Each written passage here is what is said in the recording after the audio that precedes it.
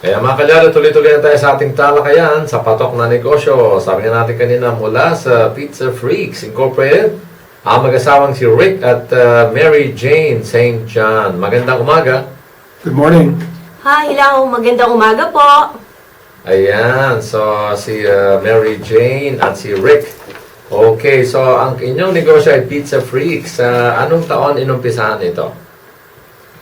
Well, 1 year po muna kami nag-food testing. So, 2000, for the whole 2013, nag-food testing po muna kami. Then after that, 2014, noong October kami nag-open po. Okay, at anong concept ng Pizza Freaks? Well, the concept came from, we really wanted something different. That was the thing that we were just so tired of wherever we went for pizza. It was the same thing, pepperoni, Hawaiian.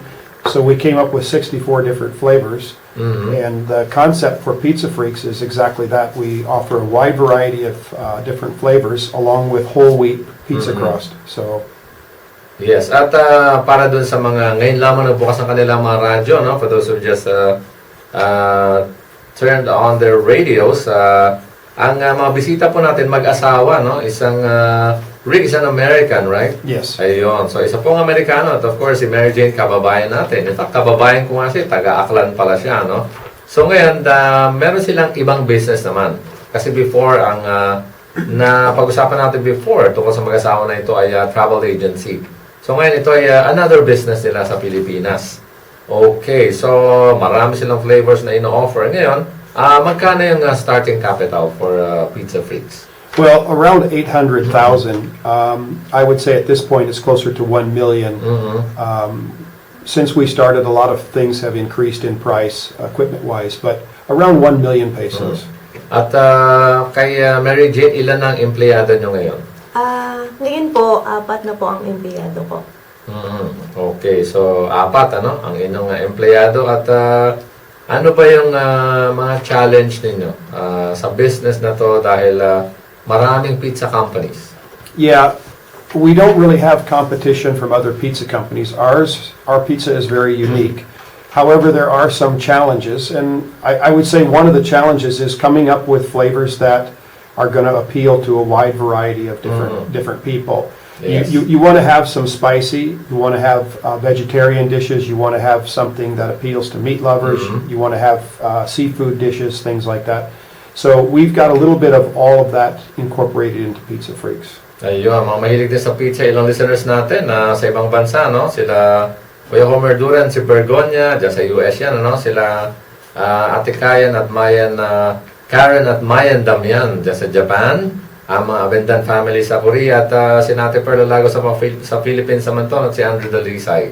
Yan, mga mahilig din sa pizza yan, mga yan. At ngayon, itong inyong business na Pizza Freaks, sabi nyo nga, maraming flavors. Okay, so, paano nyo na-maintain? How do you maintain na whole wheat yung bread na yan? At yun talaga, no? That's the main ingredient ng bread. Correct. Our flour is imported from Italy, and we use a special flour that's specifically for Pizza Freaks, and we also mix our own flours. We have a variety of different flours that we buy, and we'll mix different flours to come up with a very special tasting flour just for us. Ayan, at yung iba baka naninibago kasi ang tunog ng flour sa Pilipinas, madalas bulaklak yon. That's a flower. Ayan, So, and for harina naman, flour.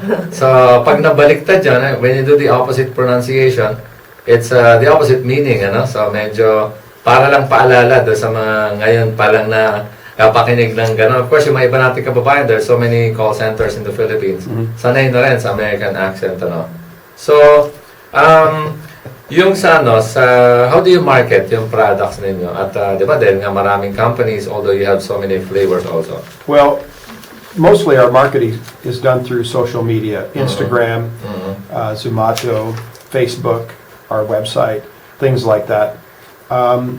Really, those are the best ways to market today, especially with Instagram. The minute you take a picture and post it, you can have several hundred followers immediately comment on that. That's really, for us, the best way of marketing, and it's cheap. It's absolutely, well, it's free, actually. When you, in the pizza business, or even in the restaurant business, you want to find the maximum effort of marketing for the least cost. And for me, social media is definitely... Social media. Yeah. Okay, so talagang marami na, no? Ang gumagamit ng social media. Ito, paalala sa listeners natin, tanong ni Paul, ano ang paborito mong flavor ng pizza at memorable pizza experience mo? Ayan, paki-share sa ating FB page. Kayo bang mag-asawa, do you have any favorite flavor sa inyong product? And also, perhaps you can add yung memorable pizza experience ninyo as a couple. Okay, well, go ahead, Jane. Yung paborito ko po is yung chicken bacon ranch. Kakaiba po kasi siya. Super sarap siya. Super sarap. So, anong different to? Kasi more on chicken flavor ang mas angat. But I love shrimp diablo. It's very spicy. That's one of my favorites. So, doon ba kayo naging mas in love sa pizza parlor or something? Yes, oo. Kumbaga, marami kaming mga favorite na pizza na inimbento namin. But that pizza actually, yung chicken bacon ranch, gustong-gusto ko siya. Kahit araw-arawin kong kainin hindi ako magsasawa.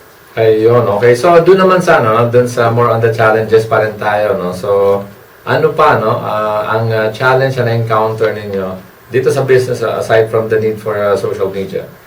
Well, the biggest challenge is finding, I would say, the best location.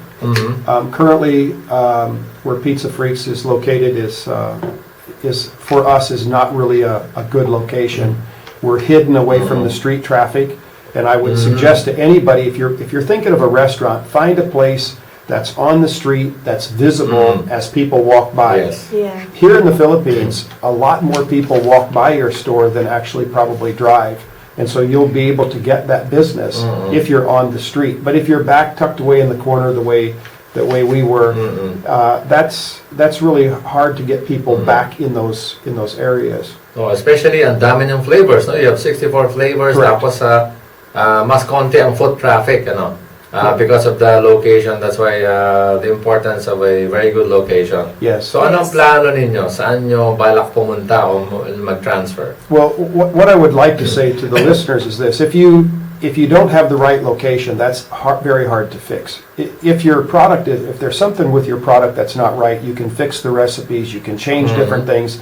That's all very easily fixable. But if your location is wrong, that's not something you can just quit. There's not a quick fix for that. And that can be devastating to a new business.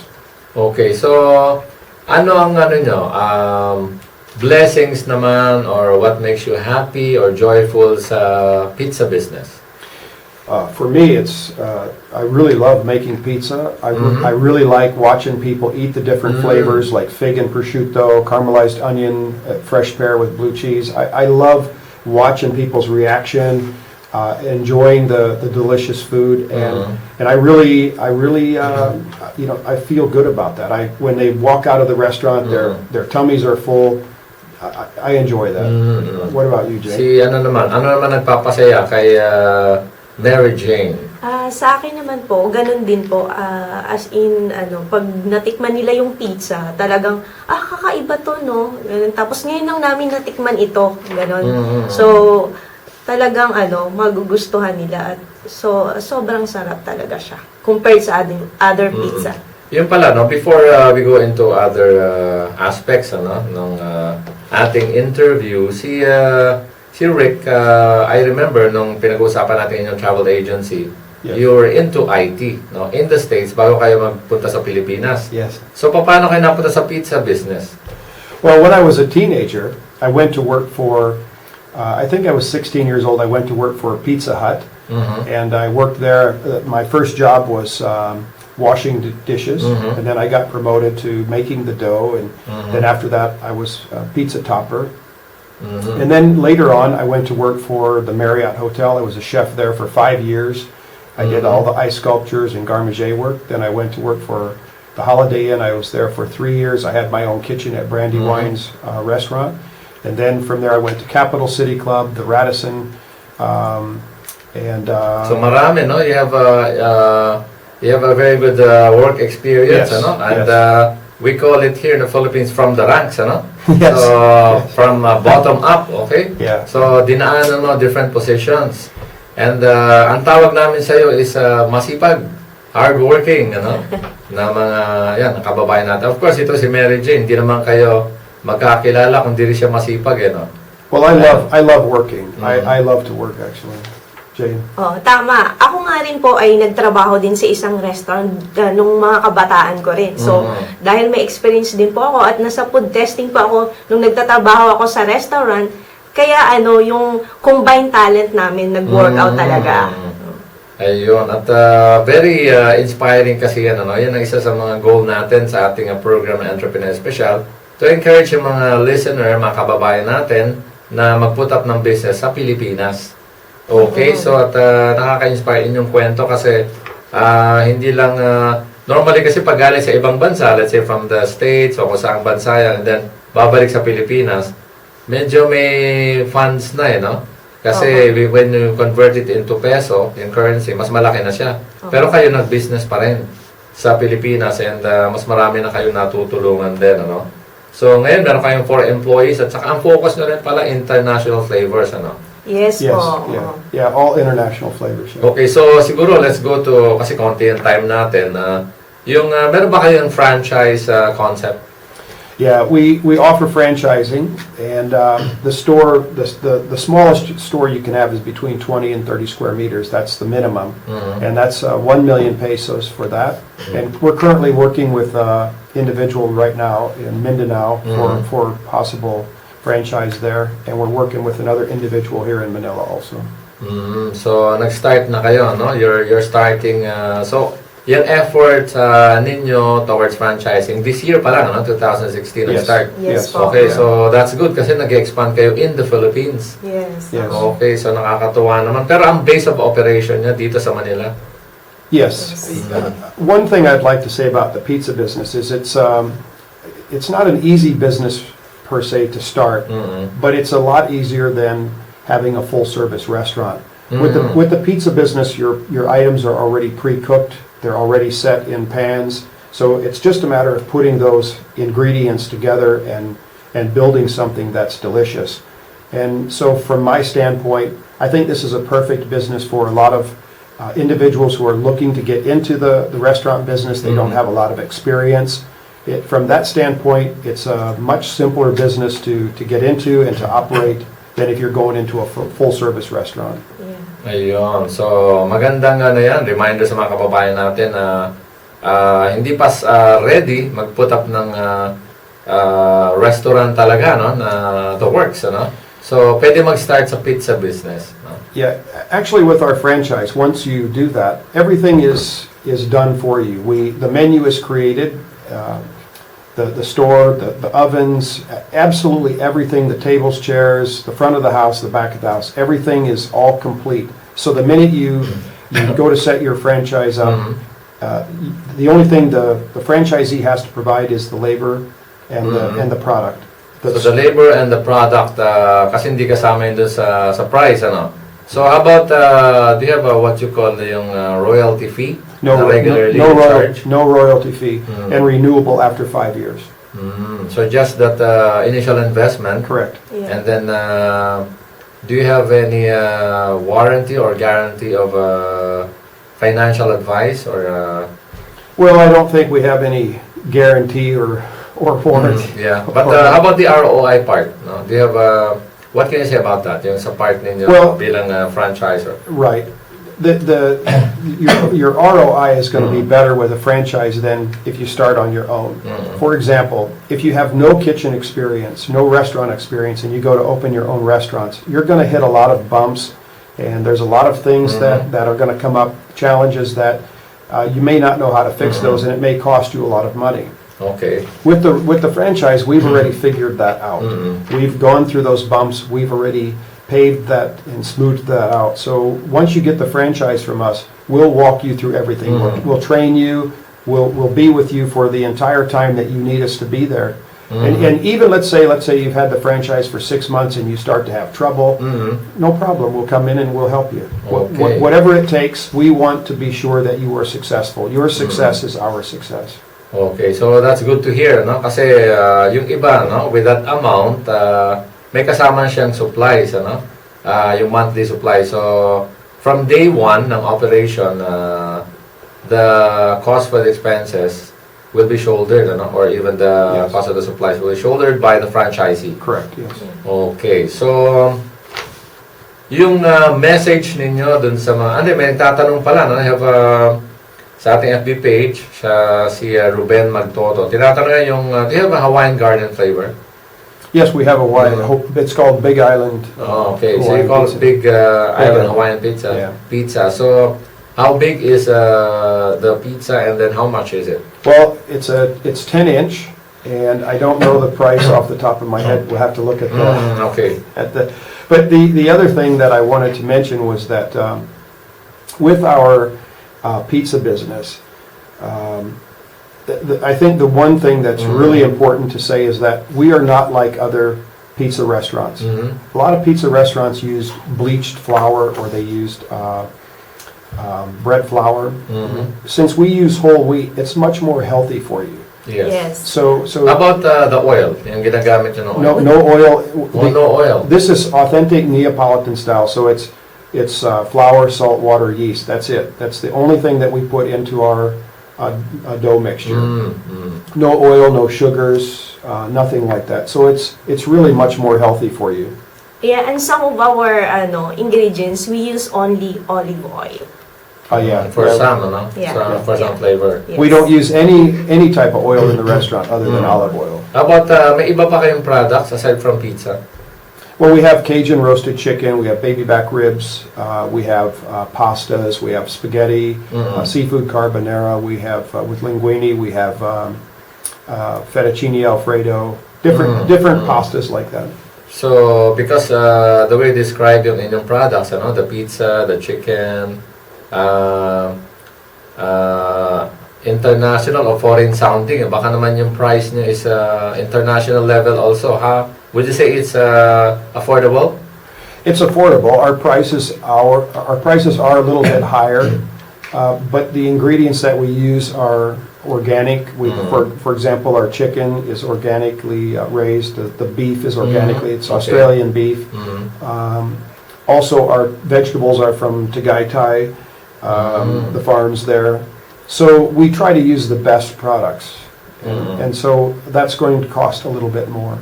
Yes, and it seems na kayo, no, you've been American, mukhang mahaba ang time mo sa Philippines, no?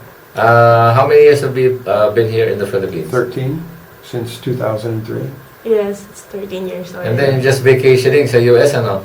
Yeah. If you still have time, ano? Because you're into business. So, anong inyong message sa mga mag-i-start ng business sa Philippines? Well, I think if you're going to start a business in the Philippines, the first thing you really need to do is research of the location. That for me is the most important thing. Secondly, take a look at the area. Is it going to be open to pizza? Maybe they already have a lot of other pizza restaurants there. You want competition, but you don't want to saturate the area. Yes. So just look around and be thoughtful. Jane? Ako naman po, kailangan pong may passion po kayo sa itatatag niyong business. Kung talagang love niyo po yung food at mahilig po kayong magluto, yun po ang papasukan yung business.